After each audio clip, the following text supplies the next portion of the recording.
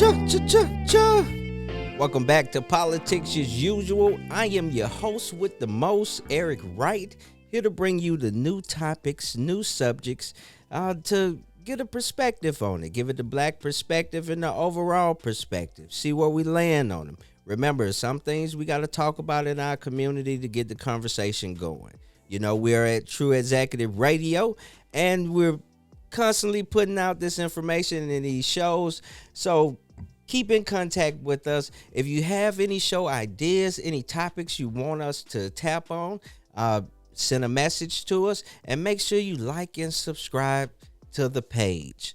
Now, with further ado, I'm going to take a different path to this show. Not like normal shows. I'm just going to stay on one topic, and I'll give a few different pinpoints in news articles that's along these topics. But if we're going to have a conversation, and now we're going to get into the thick of things, in the black community and in the overall community, there's a lot of things going on. So let's talk about this. The topic of this show is going to be haters are going to hate. Haters are going to hate. So often in the black community, we hear things like, you gotta work hard. You gotta pull yourself up by your bootstraps. You gotta keep your head to the ground. You gotta work hard and show up every day. And we've done this time and time again, and sometimes it don't reap the benefits as we thought. So let's go over a few things to point out when we do these things, what happens. Now, multiple states are legalizing marijuana, both for recreational use and for medical use. And as it goes, there are thousands, not hundreds, not a few, not a couple, but thousands of lawsuits from black-owned companies that are trying to penetrate the cannabis market and that are being blocked tooth and nail from entering the cannabis space. Jay-Z probably said it best at the Grammys. Like, how you receive so many Grammys and never have album of the year. That's like, how the hell are black people 5 times as likely to be arrested for marijuana and cannabis, but they're only 1 to 2% of the owners of the cannabis industry? So something is wrong. If you can assume that there's a business plan that's going on to keep people out of the cannabis space, the laws that are produced in these states when they legalize cannabis put undue barriers on people of color, like saying that you can't be arrested for marijuana. So you won't be able to file any information or receive a business license. They also say that you have to be in the state for a certain amount of years. They also say you're supposed to have a certain amount of money. And then other states are saying you can't have a firearm or a gun or anything to protect yourself.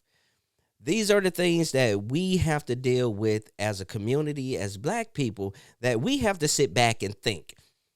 Are we going to allow the system as it is to not only punish us 5 times more than they punish anybody else for smoking marijuana or having cannabis, and then allow them to profit and make millions while leaving us out in the cold just to be customers?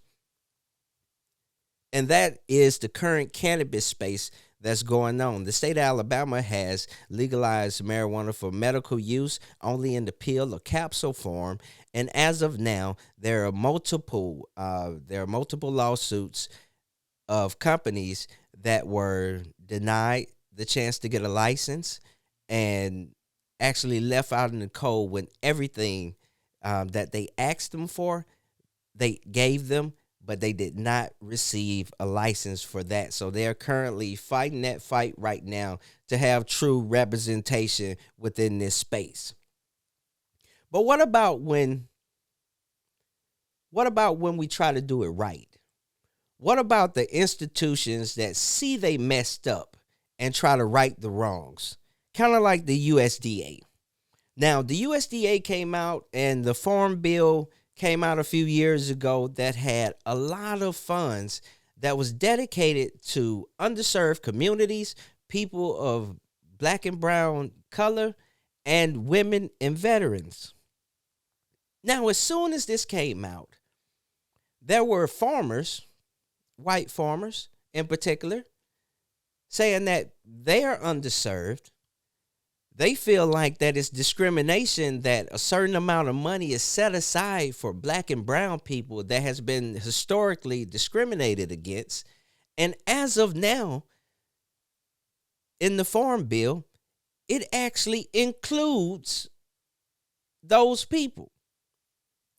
So when we tried to do it right and right the wrongs that's been happening for hundreds of years, when black people wasn't even considered a person, when black people didn't have access to land grant colleges and free educations like other races did, when black people wasn't able to get grants, when black people wasn't even able to get a bank account.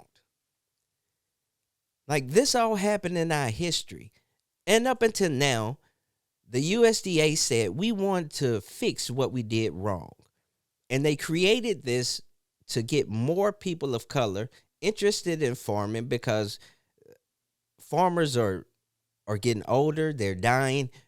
So we need a new batch of farmers, and it also has to be a more diverse population. So they saw that and they set money aside specifically for them. But this is what happened when the black farmers actually tried to go get the loans. They was deterred from getting the loan. The people at the offices didn't want to help them out at all, and they all felt like it was discriminating and giving out charity to black people because that they've been receiving this money for hundreds of years, and God forbid you allow black people to catch up. And that's what happens when we do it right. Now, are the companies still doing it wrong? Yes. Let's look at the banking system. Right now, we have a big lawsuit with Wells Fargo and Navy Federal Credit Union by denying black people loans, especially in certain areas, technically redlining them from refinancing their homes and getting a mortgage. Even though they qualified, their debt to income ratio was there, and they should have had those loans. Those are lawsuits that are currently going on right now and currently in deliberation. So they say, well, stop asking for handouts. Just go out there and get it yourself. You don't need a handout. You just need to work hard. Maybe if y'all work together. Well, there was a group of ladies that actually did this. This group of ladies, they started a fund. It's called the Fearless Fund. I don't know if you've heard of it or not. But what they did was they started to go around the country to find young entrepreneurs, mostly women, black and brown women. And they invested in their companies. And they call it the Fearless Fund. Now, they offered these grants to fund the black female entrepreneurs. They gave them capital available that they probably wouldn't have had. And you would think that would be applauded. You would think that we finally took you guys' advice and we're doing for ourselves. Dun, dun, dun. There was multiple lawsuits put out against the Fearless Fund that said that they were discriminating against other women and other people that wanted to apply for these grants or get involved with this. And now they are facing a court case. I think they just had a hearing in Florida. Their case has been moved around a few times. But if this doesn't come out successful, then they have to go to the Supreme Court, just because they wanted to support black and brown women doing business. See, this is what happens when we help ourselves. We see what happens when the institution have institutional bias where they redline people and keep them specifically out of purchasing homes or receiving capital. We also see what happens when the institutions that failed before try to make it right, and they're not able to because they're riddled with frivolous lawsuits and things like that. And we see what they're doing now in the cannabis space, blocking black and brown people from this $1 billion industry that we know way more about than you. Remember, this is politics as usual. If you can't see through the bullshit, you'll always get fooled by it. Keep your head on the swivel.